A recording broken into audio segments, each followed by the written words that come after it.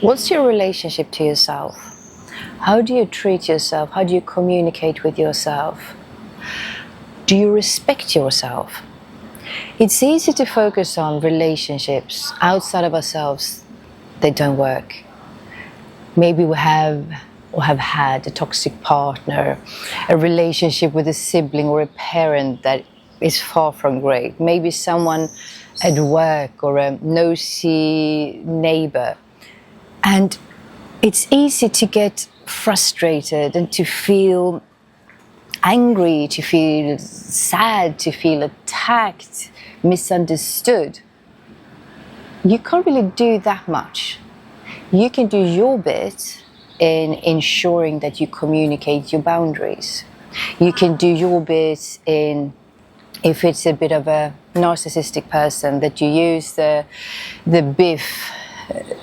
brief, friendly, informative and firm method when you communicate with them. That you do not deny, defend, attack or explain yourself to them. You can be authentic. You can focus on all the right things to sort of seminate the ground for a perfect garden to blossom and bloom with this person. But when it comes down to it, it is up to the other person as well. It's not just up to you. That other person might not be interested in having a peaceful, mutually respectful relationship where both win. Maybe they like taking advantage of things. Maybe they don't want to see you thrive. Maybe they want to put you down. Maybe there's a person without empathy. Maybe there's a person with very strong narcissistic viewpoints, values, behaviors. You can't change them and you can't make that relationship work. But what you can do, what a lot of people overlook unfortunately, is a relationship with yourself. You can do so much to improve that. And when you do that, normally the relationships outside of this, relationship with you either improve, you create new ones, and some will fall away. But the quality of those relationships that you create or sort of mend with your real authentic self that is treating yourself with respect will improve. So, the relationship with yourself, what is it like? Honestly, if you could split yourself in two, how do you treat yourself? As in, what words do you use? Do you put yourself down? Do you criticize yourself? Tell yourself that you're ugly, you're not worthy? Do you do things that you know you shouldn't do, even though you know better, and you keep doing them over and over and over again? Do you keep making promises to yourself that you don't keep? Do you say you're going to do things to yourself? Yes, now I'm going to start to exercise, I'm going to start my meditations, I'm going to do this, I'm going to stop with that, over and over again, promising yourself, and then you don't do it. If you know it's time to leave a relationship, to quit your job, to write that important letter to someone, if you know something is bad for you, toxic for you, and you don't do anything about it, what signals does that give you? What about your intuition? Do you listen to that? Really? Or do you go into those old programming, your old beliefs about stuff, and then you go and ask other people for validation instead of listening to your own inner wisdom? And what about your body? Most of us forget about our body and the wisdom our body holds. And our body's innate sort of quality, striving for balance and health.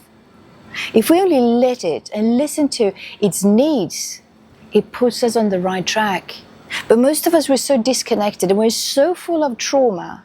And yes, trauma sits in the body.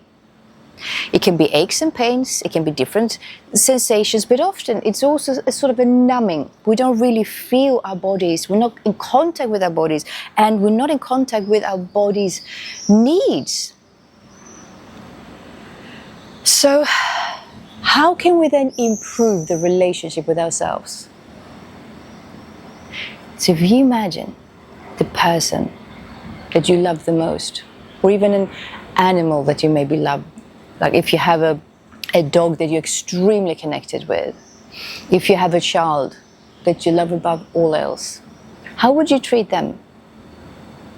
Then treat yourself better than that. You got no excuses for it.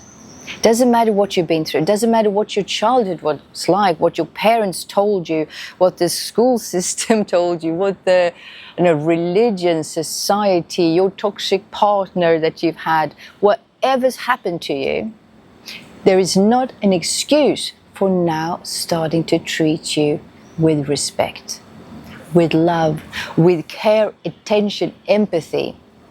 So make little changes every day. Be nice to yourself in the way you speak to yourself, the way when you look at yourself in the mirror. Stop yourself if you say something negative. It's like you have to reparent yourself.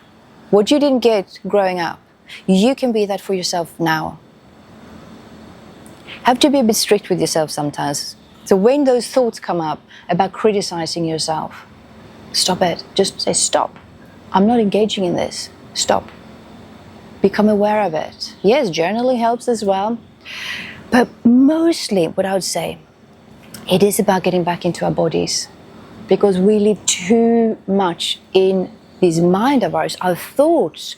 And we take our thoughts so seriously, even though they're proven to not be realistic, to not be neutral, to not even be helpful. So most of the time, it's just crap, it's bullshit. And most of our suffering comes from these thoughts, these ideas that we have, this narrative of me, myself, and my life, and or poor me, or I'm so great, better than other people. This person did this to me, or my God, I can't believe I actually did that. I feel so bad. I feel shameful, regretful. That's your thoughts. So back into the body. Get to know your body again. Not just what you call that physical side of it, like when you need to sleep, eat, go to the toilet. These things, it's a good starting point. So when you need to go to the toilet, for instance, go as soon as you can. Listen to your body if it needs to rest. Don't just sit there and scroll on your phone or binge watch some type of series. Stop it. Go to bed if you can, otherwise just sit and do a meditation. Move your body consciously, regardless of what exercise you do. Yoga is great like that because it is made to really get into the body, to be present, to know yourself. But even if you go out running or you go to the gym, whatever you do to move your body, be there. Don't just put your headphones on and listen to some book or some podcast or music. Feel your body. Be present in your body as you're doing it. Practice that. How does it feel? And also, when you meet people, and when you meet both new people and people that you know, feel your body. What does it feel like? Your body knows before your mind if you're safe for the person or not. If a person has good intentions or not. If you feel good around this person, if this person is nourishing you or if it's stealing energy from you. You can sense that energetically, but also in your posture, in your breathing, if you get any tension in your neck or your chest. And so notice these little shifts. It is not just about people. It is also about places, environments, and situations. How does it make you feel? Does your body posture change? Do you notice sensations in your body, the shifts and changes? And the last part of this that I want to talk about, I'd say is the most important of all of this. And I'd say it's probably the most effective way to heal emotional trauma, to sort of lighten this heavy weight that you have of your trauma in your life, but also your ancestral trauma that past generations have passed on to you as well. And the communal trauma in that space where you've been brought up and where you live, the community, the weight that carries. So, out of all the various healing techniques, tools, exercises, methods that are out there, this is what I've noticed to be the most effective one. And that is to dare to feel your emotions, to be completely present in the moment and feel them on a physical level. So say, for instance, you're full of anxiety, you're stressed out, you're sad, you're worried. Instead of going into your thoughts about it, you go into your body. You feel, what is it like in my body? Where do I feel it? Do I feel this pressure here in my chest? Do I feel a lump in my throat, in my belly? Do I feel hot or cold or numb or tingling or pain? How is my posture changing? Do I tense up? Where's my breathing? Feel that. When you can feel your emotions without engaging in a narrative about it, why it is like this and all the injustices and how and why and what we can do about it, you will remove that weight. But if you get into your story, to your narrative about it, to your thoughts, you add more weight to your trauma bag. There's a huge difference. So yes, feel your emotions, preferably on a physical level. Remove all the ideas that you have about the feelings, the emotions and why. Just feel them on a physical level. And when the thoughts arise, ignore them. You go back to the present moment, you go back to your body. So remember, don't go into analyzing thoughts that come up. Don't go into why. Don't go into poor me or bad me. Don't go into how do I fix this. Then you're not present. And then you will add, and you come into this loop of just adding more hard emotions. Initially, it might feel overwhelming. It might feel scary. But it helps. It really does. And the more you practice being present and sitting with these emotions, being open, accepting to whatever it is that shows itself, miraculous things can happen. And you can feel like this huge weight has been lifted. But don't just do it to get to some other point. It's about being present. It's about being with yourself, feeling your body, being open. It's about your heart opening to all that is pain and love. You can't close it only to the bad stuff and keep it open only to the good things. It's either closed or open. Life will hurt at times. But what separates pain from suffering is that the pain happens now.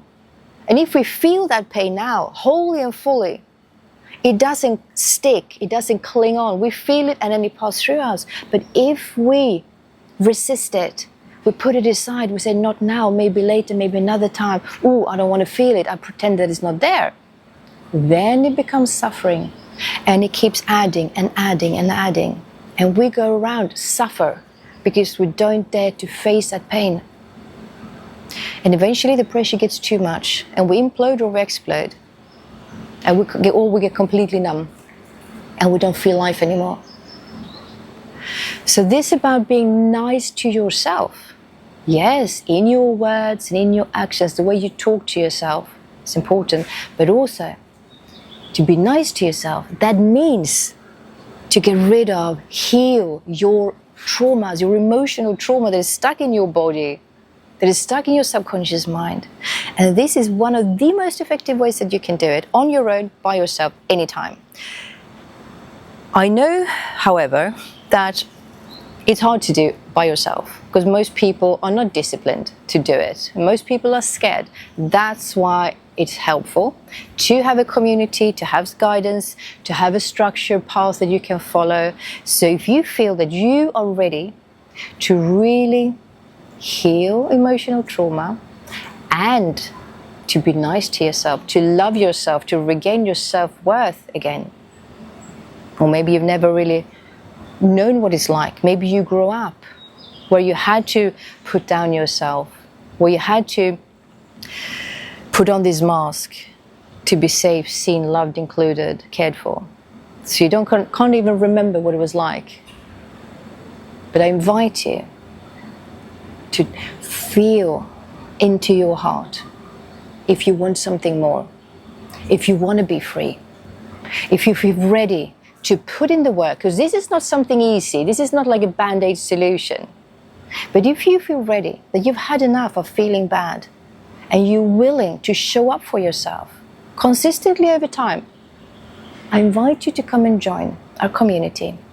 We have a free membership, and we also have a full access membership. And in this full access membership, you have loads of programs, courses, materials that can really, really help you with so many aspects of healing, from a narcissistic abuse recovery program to our holistic trauma healing program, how to regain your self-worth again. We've got masterclasses. There's so many different things for you there. And the community. Yes, in the free version we have lots as well. We have a resource library with meditations, ebooks, guides, and masterclasses as well. And we have weekly live sessions as well. I invite you to come and join us, to get the support, the help, the guidance that you might have been longing for. And no, this is not about fixing you. It's not about you have to become something else. This is about reclaiming your real authentic self, not the watered down version that you had to adapt to be safe in life. The real you, the authentic you. And no, you don't have to do it by your own. We were never meant to do it all by ourselves. We were meant to thrive together with other people and to have that support. And thank you for listening. And if you want to support this, if you want to spread this, I will be super happy. You can subscribe, you can share it with someone, and comment, of course. I love that. Thank you.